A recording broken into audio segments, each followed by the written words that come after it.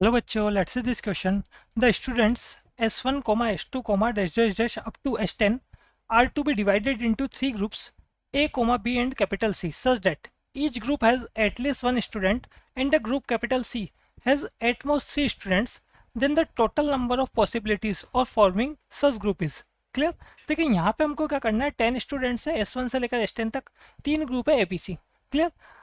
तीनों ग्रुप में at least one student तो हमको रखना ही है. साथ में जो ग्रुप सी है उसमें हमारे पास एटमोस्ट 3 स्टूडेंट्स होने चाहिए, मतलब मैक्सिमम 3 स्टूडेंट्स होने चाहिए ना. या तो एक स्टूडेंट होगा या फिर दो होंगे या फिर तीन होंगे, मतलब मिनिमम वन तो होना ही है. एटलीस्ट वन बोला है तो एटलीस्ट वन होगा. या हो सकता है 2 स्टूडेंट्स हो सी में, या हो सकता है 3. 3 से ज़्यादा नहीं हो सकता क्योंकि एटमोस्ट 3 स्टूडेंट्स बताए गए हैं किसमें, सी में. क्लियर. तो टोटल हमारे पास यहाँ पर कितने तरीके से हम ग्रुपिंग कर सकते हैं वो बताने. क्लियर. तो देखिए यहाँ पर क्या क्या पॉसिबल केस बन सकते हैं उस पर हम बात करें. तो केस फर्स्ट ले लेते हैं हम यहाँ पर, जिसमें जो ग्रुप सी है उस ग्रुप सी में हमने ले लिया यहाँ पर वन स्टूडेंट. क्लियर. तो इस केस में हमारे पास जो नंबर ऑफ वेज होंगे वो कितने, ठीक है, या कितने तरीके से हम यहाँ पर ग्रुप फॉर्म कर सकते हैं वो देख लेते हैं. तो नंबर ऑफ वेज, तो देखिए आपके पास टोटल 10 स्टूडेंट्स थे. 10 में से आप एक को सी में रख रहे हो तो 10C1. 10 में से वन को सेलेक्ट करने के जो नंबर ऑफ वेज होते हैं वो 10C1. क्लियर. अब बचे हमारे पास कितने, 9 स्टूडेंट्स. उन 9 स्टूडेंट्स को हमको कहाँ रखना है, ए और बी ग्रुप में. तो देखो उसको हम कैसे समझ सकते हैं. देखो ये यहाँ पे हमारे पास 9 स्टूडेंट्स हो गए, ठीक है. इस तरीके से बॉक्स कर लिया हमने यहाँ पर, ठीक है. ये 1 2 3 और ये इस तरीके से हमारे पास ये 9 स्टूडेंट्स हो गए. जो रिमेनिंग है ना, वन स्टूडेंट जो है या एक स्टूडेंट तो सी में चला गया, अभी 9 स्टूडेंट्स हो गए. अब इनको क्या मिलना है, इनको ग्रुप मिलना है. या तो ए ग्रुप मिलना है या बी ग्रुप मिलना है. तो देखो फर्स्ट स्टूडेंट को फिल करने के नंबर ऑफ वेज कितने, 2. या तो इसको मैं ए ग्रुप में डाल दूं या बी ग्रुप में डाल दूं. सेकंड को फिल करने के नंबर ऑफ वेज कितने, 2.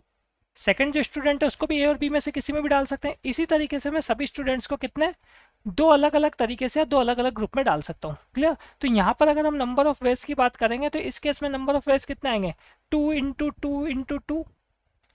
कितने टाइम 2 मल्टीप्लाई होगा, 2 मल्टीप्लाई होगा यहाँ पर 9 टाइम्स. तो ये बन जाएगा हमारे पास यहाँ पर 2 पावर 9. क्लियर. तो 10C1 तो हो गया सी ग्रुप जो आपके पास था उसके लिए.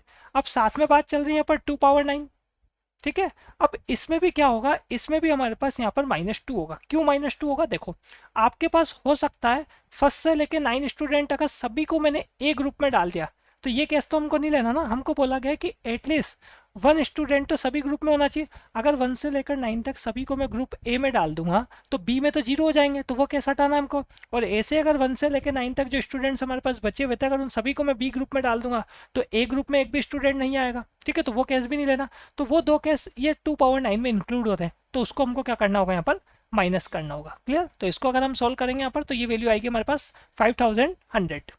क्लियर. ऐसे हम बात कर लेते हैं केस सेकंड के लिए. केस सेकंड जब हम सोल्व करेंगे तो ग्रुप सी जो है इसमें अब हमने रखे यहाँ पर दो स्टूडेंट्स,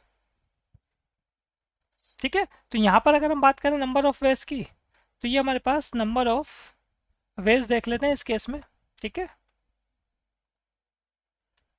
तो क्या होगा इस बार हमारे पास, इसको सॉल्व कर रहे हैं तो 10 में से दो को है ना, 10 में से 2 को सेलेक्ट करेंगे तो नंबर ऑफ वेज कितने होंगे, 10C2. क्लियर. और साथ में बात करें हम, अब इस बार आप 8 को अरेंज कर रहे हो तो पहले 2 पावर 9 आया था तो इस बार क्या आएगा, 2 पावर 8 आएगा. और वही वापस फिर से दो केस आपके पास माइनस होंगे जैसे केस फर्स्ट में हुआ था. क्लियर. तो इस वैल्यू को अगर मैं सॉल्व करूंगा तो ये बनेगा हमारे पास यहाँ पर 11,430, ठीक है. और ऐसे हम बात कर लेते हैं यहाँ पर केस थर्ड के लिए, ठीक है. देखो यहाँ पर 10C2 NCR का फॉर्मूला होता है n⁴/r⁴ इंटू n-r⁴. उससे आप इसको सॉल्व कर सकते हैं. क्लियर. कैलकुलेशन करोगे तो यही वैल्यूज आएगी आपके पास. केस थर्ड में आपने लिया सी जो आपके पास ग्रुप था उसमें 3 स्टूडेंट्स ले लिए. इस बार हमने मैक्सिमम 3 स्टूडेंट्स ले सकते हैं. तो यहाँ देख लेते हैं नंबर ऑफ वेज कितने होंगे. तो नंबर ऑफ वेज कितने होंगे, 10 में से 3 को सेलेक्ट करने के नंबर ऑफ वेज हो गए 10C3. ये तो हो गई बात सी ग्रुप के लिए. अब ए और बी के लिए बात करेंगे तो 7 स्टूडेंट्स बचेंगे. तो केस फर्स्ट में समझा था हमने 9 स्टूडेंट्स के लिए. अब 7 स्टूडेंट्स के लिए बात करोगे तो 2 पावर 7 आएगा. और फिर से वो दो केस आपको हटाने होंगे जिनमें ए और बी में आपके पास एक भी स्टूडेंट नहीं होगा, वो दो केस आपने हटा दिए. तो इसको अगर आप यहाँ पर सॉल्व करेंगे तो ये वैल्यू आपके पास आएगी 15,120. क्लियर. तो 3 केस में आपके पास यहाँ पर टोटल जितने भी ग्रुपिंग हो सकती थी जितने भी तरीके से वो आ गए. तो फाइनल आंसर देख लेते हैं हम यहाँ पर. फाइनल ये इस तरफ हम इनका सम देख लेते हैं, ठीक है. रिक्वायर्ड नंबर, तो रिक्वायर्ड नंबर जो होगा हमारे पास इन तीनों का सम हो जाएगा. तो फर्स्ट नंबर जो हमारे पास आ रहा था ये है यहाँ पर 5,100, सेकेंड है 11,430 और थर्ड है हमारे पास 15,120। क्लियर? इन सभी का सम अगर हम करेंगे तो ये आएगा हमारे पास 31,650। क्लियर? तो final answer is 13,650। Best of luck.